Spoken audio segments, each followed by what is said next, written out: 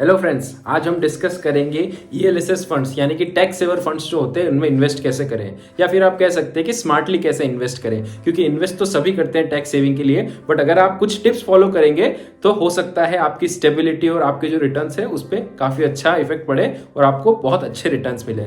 तो आइए देखते हैं कुछ ऐसे पॉइंट्स। नंबर 1 मिस्टेक जो ऑलमोस्ट सभी लोग जो ईएलएसएस में इन्वेस्ट करते हैं वो करते हैं कि फाइनेंशियल ईयर के एंड में आके जो है इन्वेस्ट करना शुरू करते हैं। ये सबसे गलत अप्रोच है। क्यों, इसको देखते हैं। अगर मैंने आज फाइनेंशियल ईयर एंड में आके सोचा कि मुझे ईएलएसएस में लगाना है तो मेरे पास खाली एक ही ऑप्शन बचेगा, वो है लमसम अमाउंट इन्वेस्ट करना। लमसम अमाउंट के साथ दिक्कत यह है कि मैं मार्केट को टाइम नहीं कर सकता। अगर मैं फाइनेंशियल ईयर एंड में इन्वेस्ट कर रहा हूं और उस टाइम अगर मार्केट बुल रन पे है और मार्केट में बहुत अच्छे रिटर्न्स ऑलरेडी आ चुके हैं, उस टाइम पे अगर मैं इन्वेस्ट करता हूं तो हो सकता है मुझे उतने रिटर्न्स ना मिले। लेकिन अगर मैं फाइनेंशियल ईयर के शुरुआत से ही एसआईपी करूं उस ईएलएसएस फंड में तो मार्केट की करेक्शन का और मार्केट की टाइमिंग का मुझे बहुत फायदा मिलेगा और साल भर इन्वेस्ट करने से जो है मेरे रिटर्न्स काफी अच्छे होंगे as compare to investing in lump sum. तो आपको ये पॉइंट हमेशा याद रखना है जब भी आपको ईएलएसएस में इन्वेस्ट करना है कि आपको लमसम तरीका नहीं अपनाना है, आपको हमेशा एसआईपी चूज करनी है। लमसम में एक दिक्कत और है, अगर गलती से मैंने कोई गलत फंड ले लिया तो 3 साल का लॉक इन पीरियड होने के कारण मुझे 3 साल तक वेट करना पड़ेगा उसी फंड में, जो कि कभी भी एडवाइजेबल नहीं है। इसीलिए एसआईपी कीजिए। एसआईपी करने के बाद अगर आपको नहीं समझ में आता है 1 महीने बाद तो स्टॉप कर सकते हैं, ताकि आपका सारा पैसा एक साथ एक जगह ना लगे, दूसरे फंड में भी आप स्विच कर सकें।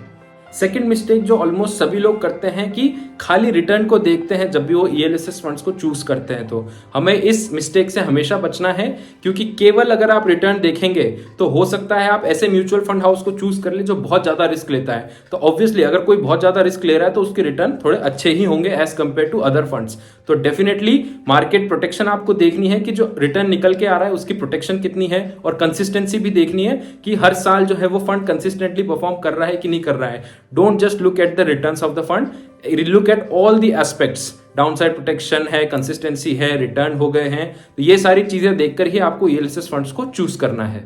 थर्ड मिस्टेक जो बहुत कॉमन है, लोग ये करते हैं कि हमेशा जो है जैसे ही उनका लॉक इन पीरियड खत्म होता है 3 साल के बाद, वो उस फंड को रिडीम कर लेते हैं। तो ये मिस्टेक आपको कभी नहीं करनी है। ऐसा क्यों? क्योंकि म्यूचुअल फंड्स जो होते हैं इनमें आप अगर लॉन्ग टर्म बने रहेंगे, जैसे कि एनालिसिस कहता है कि 5 से 7 साल अगर आप किसी म्यूचुअल फंड में बने रहते हैं तभी उसके बेस्ट रिटर्न्स जो है आप देख सकते हैं। तो ऐसी मिस्टेक कभी मत कीजिए कि 3 साल जैसे ही आपका लॉक इन पीरियड खत्म हुआ आपने उसको रिडीम कर लिया। उसमें 5 से 7 साल बने रहें और अच्छा रिटर्न लेकर ही बाहर निकले।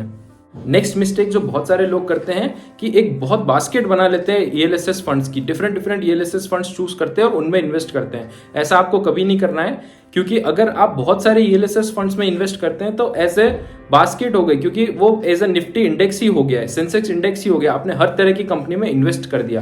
तो ये मिस्टेक से आपको बचना है। आपको एक ईएलएसएस फंड काफी होता है 150,000 रुपीज को कवर करने के लिए।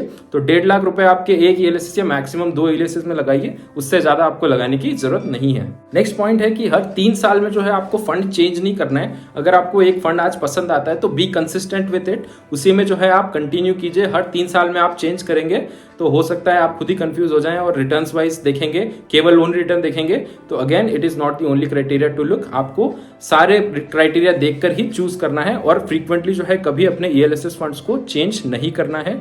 और इसके बाद एक और इंपॉर्टेंट पॉइंट ये आता है कि अगर आप खाली टैक्स सेविंग के लिए ईएलएसएस फंड्स में लगाते हैं तो आपको एक बार फिर से सोचने की जरूरत है, क्योंकि म्यूचुअल फंड्स जो है वो इक्विटी मार्केट से लिंक्ड है और इसमें वॉलेटिलिटी भी बनी रहती है। तो हो सकता है आपके 2 महीने 3 महीने रिटर्न नेगेटिव हो जाए कभी, तो उससे डरना नहीं है। तो खाली टैक्स सेविंग अगर आपका प्लान है तो आपको एक बार फिर से कंसिडर करना चाहिए, क्योंकि मार्केट में अगर आप उतर रहे हैं तो रिस्क उसके साथ एसोसिएटेड है और वो रिस्क को समझना बिल्कुल जरूरी है। अगर आपको ये वीडियो अच्छा लगा तो please like and subscribe my channel. Thank you.